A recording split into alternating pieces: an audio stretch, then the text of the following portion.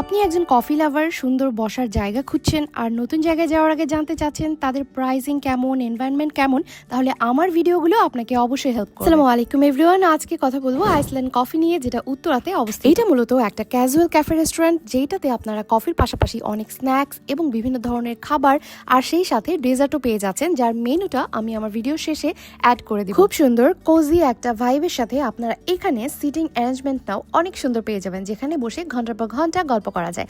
আসুন এবার খাবার নিয়ে বলি। খাবারই ছিল স্টিম চিকেন মোমো, যেটা টেস্ট ছিল 7 আউট অফ 10, আর ছিল সাথে এইটা একটা sandwich, grill sandwich with brown bread, যেটার টেস্ট ছিল 10 on 10।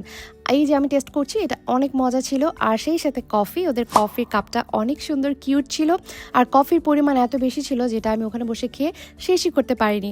তবে আমার পেপার কাপে কফি নেওয়াটা বেশি ভালো লাগে, আর কফির টেস্ট ছিল 10 on 10। আমরা লেট নাইটে গিয়েছিলাম, তারপরে ওদের রেস্টুরেন্টটা ওপেন পেয়েছি, যেটা আমাদের জন্য প্লাস পয়েন্ট ছিল, কারণ আমরা লেট নাইটে ঘুরতে ভালোবাসি। আর ওদের রেস্টুরেন্টে আমাদের এটা ফার্স্ট ভিজিট ছিল, আমরা কফি ক্রেভিংসের জন্য গিয়েছিলাম। তবে আপনাদেরকে রিভিউ দেওয়ার জন্য আমরা কিছু ফুড ট্রাই করি, আর আপনাদেরকে মেনুটা দিয়ে দিব, আপনারা ভিডিওটা পজ করে প্রাইসটা দেখে নেবেন। যদিও বাকি সব খাবারের প্রাইসিংটা অনেক রিজনেবল ছিল।